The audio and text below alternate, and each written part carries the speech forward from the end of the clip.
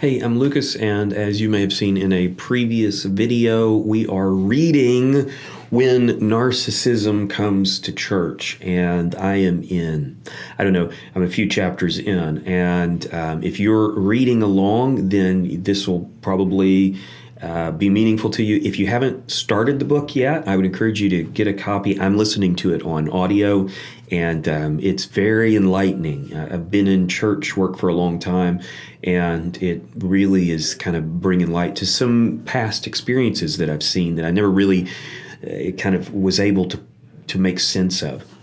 So in the book, one of the questions that would come up for just about anybody is, what is narcissism? Like, what is the common denominator? Like, what makes a behavior narcissistic? And so I kind of wrote down a couple of things here: self-focused, entitlement, and lack of empathy.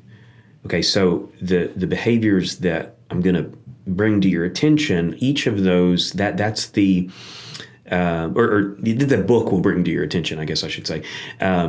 That's the common denominator, is self-focused, entitlement, and lack of empathy. Okay, so what's interesting about Chuck DeGrout's book is that he demolishes the myth that narcissism is the big personality, the gregarious person, the grandiose person, the massive ego and attention seeking. And so what he does in the first chapters, whatever chapter I'm in, I can't remember, maybe one or two, maybe two or three, I don't know. But what he does is he takes the Enneagram. Do you remember the Enneagram? It became really popular on the internet a while back for people to test their Enneagram, kind of like it's a personality type. I think that's the right thing to call it. But it's like a personality type. And I want to say there's 9 of them. And so what Chuck does in this book is he shows that each of those personality types, which are supposed to kind of cover the spectrum of personality, each of those can tend toward narcissism. And it looks really different based on the personality type. So, of course, in there, one of the personality types does lend itself to that big grandiose kind of narcissism that's, very ego focused and, attention seeking. But he goes through 8 other ones that are not that way, and that you might recognize. Like, when I listened through it, for most of them, I thought of somebody. It was like, I think maybe they've struggled with that. And his point is to show that any personality type, any person can tend towards narcissistic behaviors. And that's actually really valuable to recognize that, because it helps us to remember that the condition is not the person, right? The dysfunction is not the person. The person is valued by God. The person is a whole person who has some dysfunctional behaviors. And when they get squeezed, or when they get squished, or when they get stressed, those behaviors become more prominent. They kind of stick out.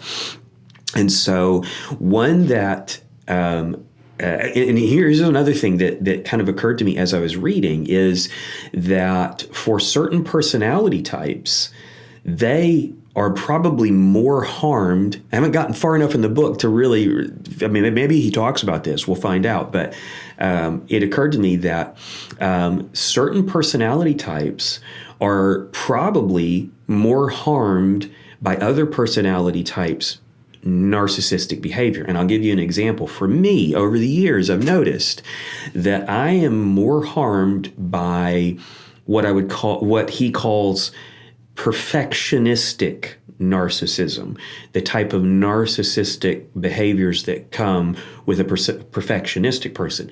That one is pretty harmful to me when I encounter that in other people, because I am so different from that. I'm so opposite from that. And so for you, if you've encountered narcissistic type behaviors, you may not have even realized it. So one of the ways to kind of identify that maybe you've been touched by this in a negative way is that you can think through painful experiences that you've had that are chronic with certain relationships, not like a single painful experience or like a misunderstanding and then you never really had any more painful experiences in that relationship, but a relationship where it's like consistently you're hurt by this other person's behavior. It's very possible that their behavior is leaning towards a narcissistic behavior. And remember, what makes that behavior narcissistic is self-focused entitlement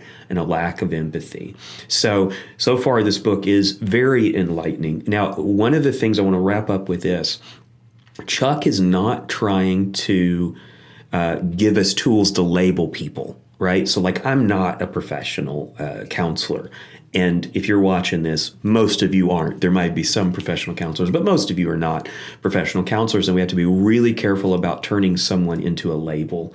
And I suspect you pick up a book about narcissism. The reason you would pick that up is because you've been hurt by somebody and you suspect maybe they have some narcissistic tendencies. And so it's actually pretty important to slow down on that front. And it occurred to me today as I was reading this book that the goal should be not to label that person, but to love that person and to show them that they're loved and to help them, to both help you to interact with them more healthily, but also help them to recognize and interact more healthily. And if you only ever get to the first, to just label it so that you don't feel crazy, that's okay too. But the end goal, hopefully, would be that it's to help that person feel loved and to feel that lack that they're feeling you'd be able to help them. So, and I should say this, that for narcissism, that self-focused entitlement and lack of empathy, what he's kind of pointing out is that those come from some need, and those behaviors are, I would say designed. They're not designed, but they happen because the person is trying to fill a need within themselves. That actually helped me quite a bit to not be upset about what I think is probably narcissistic behavior in others, to realize that, oh, they're hurting or they're running from a hurt or they've probably experienced trauma, and this is a coping mechanism. That's a really different thing than just like, oh, they're mean or they're a jerk or they've been awful to me, So that was actually helpful for me to recognize that. So lots of valuable stuff in this book so far. Highly recommend it from what I've read so far. Now, like I told you in the last video, I haven't read the whole thing. We may come to things that I'm really uncomfortable with, but so far I can see why people like this book. It's pretty valuable. So thanks for watching, and stay tuned for other updates and discussions. I'm going to be out of town teaching at a Bible college next week, but I think I'll probably have time in my schedule to be able to do this again. So watch for those, should be coming up within the next week. Thanks for watching. See you later.